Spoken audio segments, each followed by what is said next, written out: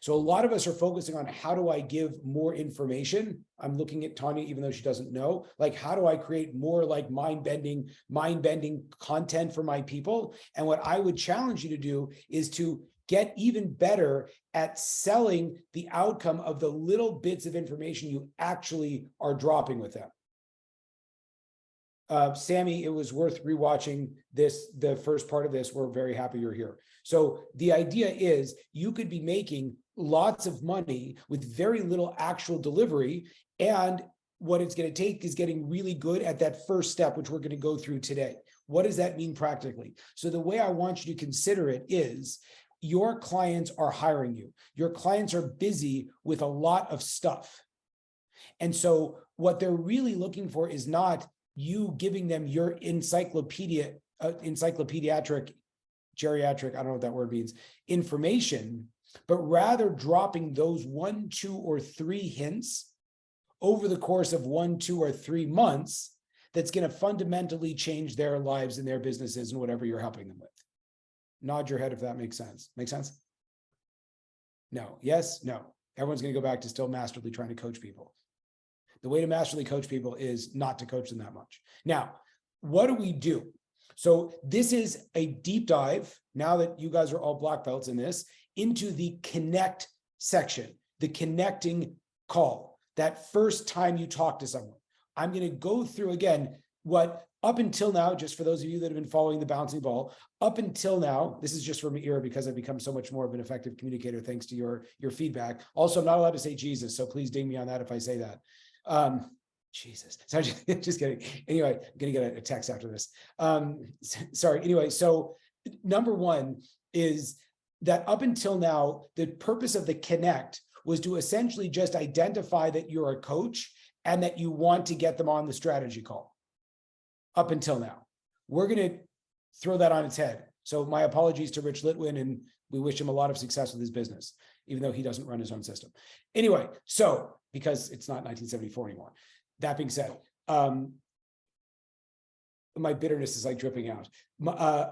Sorry about that. So anyway, like this, number one, the job of the connect is very, very simple. You want to first and foremost have absolute clarity on the best case desired outcome of working with a client.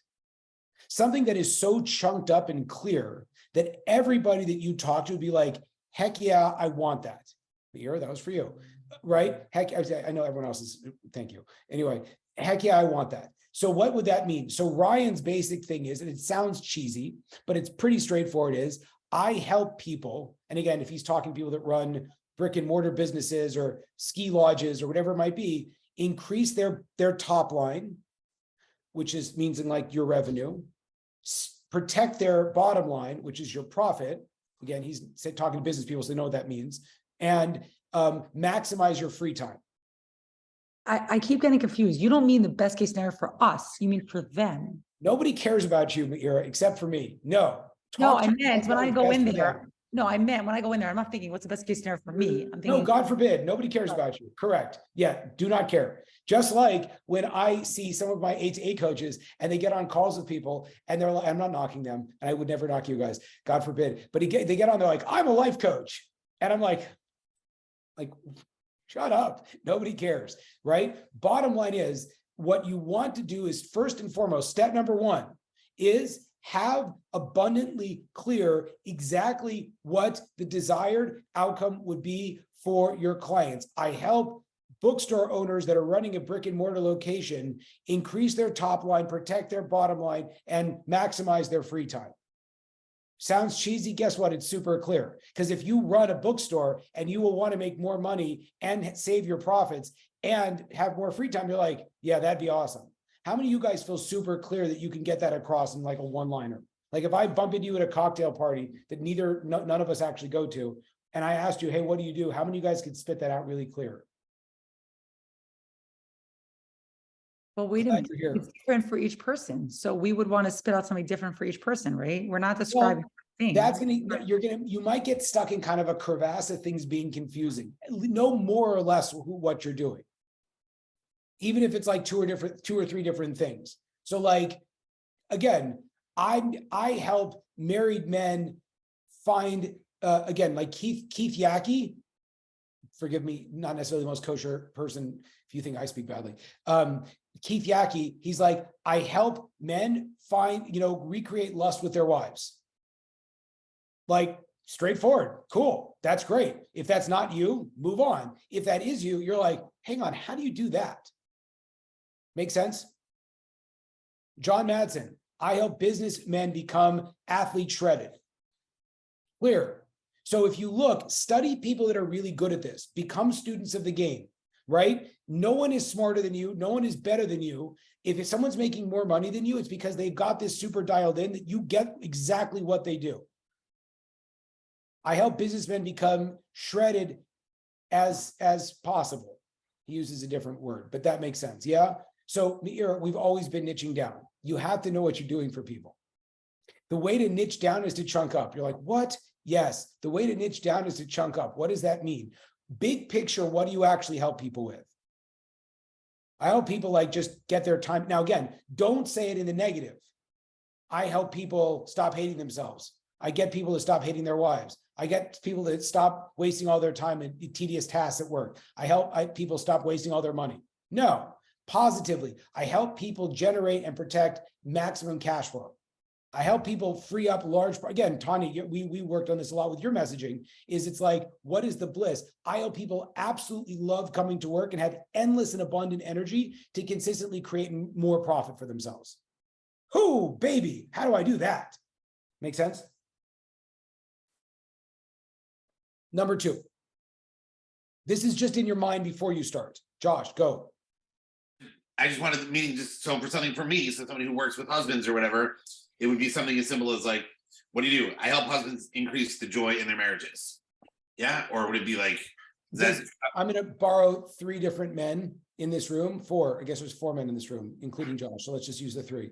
And if anyone's non-identifying, let's say you're saying a lot, but yeah. Yeah, forgive my medieval approach to gender. Anyway, so number 1, sorry, Mira. Number 1 is would I want more? I'm asking the men here just to raise their hand. Do men want more joy in their marriage? Would that be the language that you as a man would use? Would you want more joy in your marriage? Would anyone raise their hand and say that? No. Would anyone be comfortable enough to identify what words they think they might identify with? No one's going to do it because it's a mixed audience. Thank God. Excitement, passion, fascination, make your wife madly in love with you. Something like that. Could be. I don't know. Josh, it could be renewal. Renewal, maybe. That sounds very, very much from California, but it's good. It's very good. Yeah. Again, Josh, you'll have to see. Maybe the men in Baltimore love joy in their marriage. Could be. I don't know. So I'm not knocking it. I'm just feeling a little bit out of alignment. Joy for me sparks images of, I don't know, the holiday season. Right. Okay. Yeah. All right. I'll work on the word, but again, it would be that type of a thing in the sense. Yes. It's like, what do you do? Yes. I make you feel. I bring excitement back to your marriage. Yes, excitement back into the marriage, like that. Resonate with that. Fantastic. Now, here's the idea. It's very important that this happens in your mind. You have to know this before you get on calls. This is a GPS for you, not for your client. Bold, underline, write that down. GPS for you, not for your client. At this point also, because you guys are black belts in sales and persuasion, you'll also remember that when you get on calls with clients, you are not going to be feeling fear, anxiety, despair, hope that they're going to close, hope that you're going to pay your bills, hope that you're going to be successful. No, you're going to be in an incredible state of excitement and joy, and candidly, and this is what I got from Ryan Nadell. Number 1 is you want to be in a place of, bold, underline, put this wherever, you call with a sense of curiosity and service. Curiosity and service. Bennett, did we talk about this? I don't think we did. We did talk about it? No, ish. Curiosity and service. What that means is I get on the phone, hey, again, this works. Like you guys are here listening carefully. So this is what I do when I get on phones and call people also. Hey, how's it going? how's your coaching business going? Now, I'm not thinking, oh God, please God, give me money. I'm not thinking this is super awkward. I'm not thinking, it's like, hey, I see you're doing great. How's it going? Now, if they say, that's the first step, approach with curiosity. We're just having a conversation. Let me ask you a question. Now, hook question. You want to have some kind of a hook question that's going to get them potentially to open up about the area you're going to want to help them with. Have it planned out. This is for Connect, not a strategy session. The step before the strategy session. Hook question. So if you're Jacob Rupp, I'd be like, how's your coaching business going? You're killing it. I literally did this with this dude today, who will remain nameless because we know each other. And well, I'm gonna be very excited when he I'm assuming you're doing, I said Mazel Tov on your coaching launch. You know, how's everything going with it? He sent me back a heart, which means he's making no money. That being said, now, if the person says after you do that hook, it's amazing. I've got 25 clients that have come in this month. I'm running 4 different campaigns. It's converting at a 60% rate. My cost per click is, $22. My average retention for a client is this, that, the other thing. I've done 25 new strategies. I'm speaking in, the top yeshiva in Israel, and everything's going fantastic. That's not a good client for you. What that is good is a list of things that you can help your less successful clients with, though. So when you get on the phone with people, if they're crushing it, write down all of the things that they're doing well, say that's amazing, and then figure out a way to exit the conversation tactfully. If, on the flip side, what you get back from them is, well, yeah, it's going okay. I'm making about $20 a month, and I'm thinking about calling people sometimes, maybe. You're like, awesome. Then you want to, next step, have a few sort of canned questions that will trigger curiosity. Few canned questions that will trigger curiosity. So for Ryan, he's doing business consulting. So he'll ask them, oh, that's awesome. How much money are you guys looking to grow, or whatever it might be. Now, he says his biggest indicator of a problem is if they say about, or I'm not sure, or if there's any sort of doubt when it comes around their numbers, because what he's going to know is that they're again, I'm talking to Meira and Tanya at this point, and potentially Lewis, if people are, and Bennett, if you are doing business coaching, yeah, if you hear an about, likely what that means is there's sloppiness around their numbers. Oh, okay, cool. I mean, like, what are you looking to make this month? Oh, I'm not really sure. Oh, well, how'd you do last month? Well, I don't know. We're not really, again, in your mind, alarm bells are going off. I've got a live one.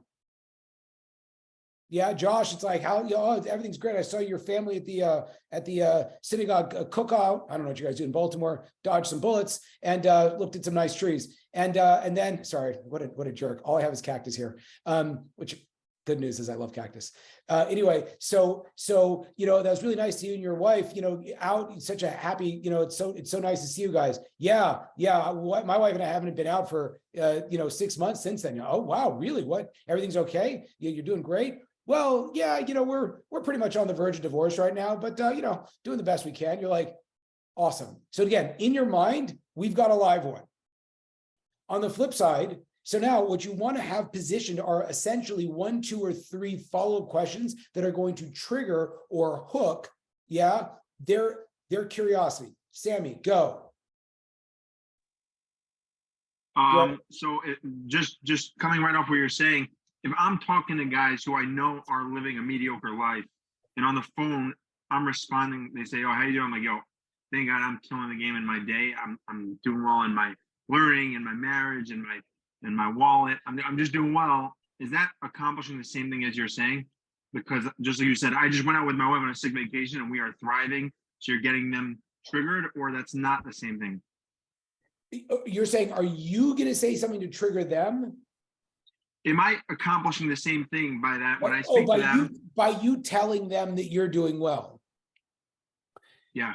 And acting with a lot of energy, excitement, and saying, yeah, thank God things are awesome. You know what I'm saying?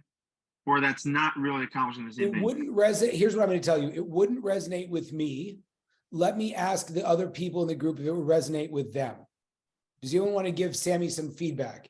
If I called you, Tanya, to make you a client, and I was like, everything's amazing, I'm making billions of dollars, I'm just tripping over my money, and so many people want to work with me, how would that relate? How would that hit you? No. Okay. So Bennett, not I mean, Bennett, I would be happy for you. you would be happy. You're like fantastic. But You're yeah, like, have a but good great. life. Yeah, there is no connection to Good for what you. that Yeah, does for me. Good for you, jerk. I'm Yeah. glad. Yeah. So Sammy, it's possible that resonates. It's also possible, especially because you're working with men who are, again, sorry to be gender stereotypic, usually more of a competitive ilk, that it might be read as either Sammy doesn't get it, or like, I don't want to open up to Sammy because he's going to judge me. Therefore, again, like, just notice yourself in an area, not you, one should notice themselves in an area where they're struggling. How do they relate to other people that are clearly killing it? You're like, I hope you die. And we're working on how to fix that and to turn that around, but that's sort of the natural, untrained human approach. Oh, I'm happy your life's good, probably because you're, I don't know, stealing from the government or whatever it might be. Make sense? But right, so yeah, I love that point. And to follow that, if I said the exact same thing, if I just made some huge adjustments in my life and things have been much better, that could trigger curiosity from the client. It might, but what I'm about to show you is going to trigger, I think, even more. Again, if you notice, I literally never tell people how much money I make, ever. I don't tell people how much money I make. I always show how much money my clients are making. Right? Once in a blue moon, I will make some kind of a post about a financial benchmark I've hit, only to show that you can believe in yourself. And I'm very careful to show that I'm a broke rabbi, and I started as a broke rabbi. Only because I don't want people to see my stuff. I just want them to see that it's possible. I curate that image with a lot of intention, that I want people to walk away of working with me or talking to me or seeing my stuff, that you say to yourself, well, God, if Jacob could do it, anyone can do it. That's literally behind every post that I write, because otherwise I'm going to be like some jerk that, like, people are like, who is this guy? Make sense? Makes sense, but I don't feel how in my world I can respond to something that, for me, and I know you're going to shut this down, but I'm sure other people on this call feel the same, as there's something about your niche that just feels like it's easier to just nail it, and it's so obvious, and I'm going to make you rich as hell. And there's something that I feel from within, whether it's my stuff or not, that feels like I don't have the ability in my niche to give over as clear and as exciting or as obvious of a need as you do. So I get what you're saying, but I don't hear how I could do that in my world. Write this question down, and then write me a paragraph on the answer. Are you ready? And again, I would spend more time on this. We have like a shorter time, so I can't go as deep into it. I would ask you, when did I decide this? I can't inspire people the same way Jacob can. When did I decide that in my niche? Just write it down, just posing it, just a question to consider. Now, again, we had a wonderful lady on in the 8-to-8 call. She's like, yeah, everyone I work with is broke and none of the women can afford me. And I said, when did you decide to create that? She's like, what? And I was like, when did you decide to create that? And she was like, well, it is super expensive. I was like, you just decided to create that. So in her mind, if what she's charging is super expensive, there's no way in heck women are going to be super excited to pay her prices. Whereas, again, just for me, I'm like, if you're only half as successful as my program is, you're only going to be able to make $4,000 a month. And again, I don't want to trigger anyone, depending on who's making what, doesn't matter. But if you're only half as successful, over the course of 2 years, that's going to be up $90,000 plus $96,000. So over 2 years, Lewis does finances, over 2 years, if you're even half as successful, you're going to make almost 100 grand off of a $9,000, soon to be, God willing, $12,000 investment. I will take that bet every single day. Put your money, like, that's like crypto returns and it doesn't crash. Make sense? Like good crypto returns back in the good old days. Make sense? That's like FTX kind of money. Not really, but anyway. Okay.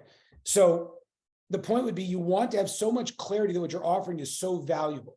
Going back to the connect, after you've identified, I have a live one, then you want to have three questions. You don't have to use all three, but you want to have three that will hook and trigger curiosity. Interesting. Do you have an exact picture of your financial status of your company at the beginning of every single month? You know he's going to say no. You're like, oh, interesting. Or, oh, wow. Well, have you tried the date your wife strategy? What the heck is that? Oh, okay, cool. Well, have you done one of these character assessment? Have you considered that test for burnout? No. What test for burnout? So you want to basically have, based on the kind of work you do with your clients, especially if you have a group program, which I think is pretty much only Tanya at this point. And Bennett, you have ish. Like, go pull out 1, 2, or 3 of your parts of your group program that you know is like essential to getting to what they want. Oh, awesome. Do you have your niche super dialed in? Would be a question I would ask.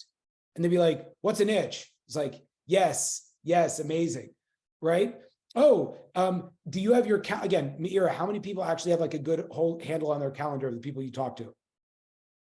Like 0%, right? They're like, what's a calendar? You're like, awesome. So you could ask. So again, you have these frameworks, basic questions, right? Again, Lewis might be asking, oh, cool. Well, what's your monthly burn rate for your finances? If they're like, no, and they're like, what's a burn rate? What's a monthly finances? What are finances? You'd be like, yes, amazing. So you ask questions that are going to trigger curiosity. Step number 1, figure out what does your client want. Step number 2, call people with curiosity and service. Step number 3, ask a probing question that would reveal whether or not they might potentially be a good fit for what you do. Step number 4, ask, again, you don't have to ask all of them, but I like to have options. Ask a few questions that would illustrate what to get a curiosity hook. Josh, go. Yeah, so meaning in terms of the hook, we're asking them a question. Meaning it's not, meaning, for example, what I had written down for myself was like, maybe this isn't the right way to phrase it, but it was like, what have you done to improve communication? And then their head, they're like, nothing. Like, it's just bad. Is that the type of hook question we're talking about? Or is it more like, I want the answer to trigger curiosity. That answer sort of triggers depression to me. Right. So, or hopelessness. Right. Me too. So I was going to come be like, yeah, that stinks. We can fix that. But that's not what we're going for. We're going for interest, right? Awesome. We want to hook interest. Let me show you how the whole process works. And then if you have questions after that, you'll let me know. Now, okay. If you are normal and you have a heartbeat, you will step into the classic coaching bear trap. And you will right away be like, oh my God, it's so great to have a calendar. Let me give you 3 helpful tips to solve your calendar. You've just lost that thing. They're like, cool, thanks, I'll check it out. You're like, hey, how about a discovery call? They're like, yeah, I'm really busy. I looked at my calendar, there's no space. You're like, yeah, makes sense. So do not step in the bear trap. Use the hook to, now you're ready to build the bridge to the discovery call. See it in your head so you don't fall in the trap. Oh, wow. Well, hey, I was just calling to check up, or I was just checking in with you. But what I'm hearing, well, let me ask you, if I could maybe put together a quick strategy for you to implement how to accurately, build out a crystal clear, and then you start building out that first thing we talked about, which is the desired outcome. Well, one of the things I've been working on a lot with people just like you is how to have a very clear, financial model for your month so that you find yourself having plenty of money to have all the things you need and save, even if you're only making, $10,000 a year or something like that. Right. So you say, so would you, again, I can't totally, you could say, totally for free. It'd be my pleasure. I don't have time now. Would you be open to setting up a time where we can actually kind of go through? I'm happy to just see if there's some benefit that I can offer you for free. That's the hook. If you ask them and they're curious, and you've already validated that they have a need, I don't understand how this wouldn't work every single time. That's a double negative. Don't understand how this wouldn't work every single time. And I smile and I nod in my head. It will work every single time. Questions, comments, concerns on that? This is easy. Louis, do you have any questions on this? Tanya, Meira, Josh, Sammy, Bennett. What do we got? Again, I don't know if it's to me specific. I don't want to like hijack the call, but like just in terms of like how I would phrase that, like meaning like the problem is the communication that these guys have in their marriages is atrocious and it's super stressful for them, right? So and everybody wants to improve because they don't understand their wives and their wives don't understand them, and it's a lot of tension, right? So What I'm just would trying to be turn that in- the first yeah. thing you teach guys when it comes to communicating better with their wife? The first thing is to realize that they're not speaking the way that you speak and they don't listen the way that you listen. Oh, have you heard about the male-female communication come up with something? Oh, have you heard of the male-female communication translator? What the heck is that? Oh yeah, it's awesome. Men and women use literally different languages, but unless you have the translator, you think it sounds like the same thing, but it's literally two different things. That's awesome. I'm so happy. That's amazing. Well, that makes a lot of sense that it's very hard to have that communication. Wait, Josh, I don't understand. What is the male-female communicator translator? You know, It's a great thing. It's a beautiful idea. You know what? I'd love to talk to you about it. I actually have to jump on a call, Right. but I'll tell you what, in 2 hours, yeah. Exactly. Now, again, don't do it so fast. No, I don't. Slow it down, slow it way down. Wow. I am so glad that you asked that question. Look, I wanted to check in with you, and I don't want to like not do this justice. Let me ask you a question. Would you want to set up a time to see? I will try to just give this to you for free if you'd be open to it, where we can really, I'll explain to you how this whole thing works. Would you have a half an hour to talk on Wednesday?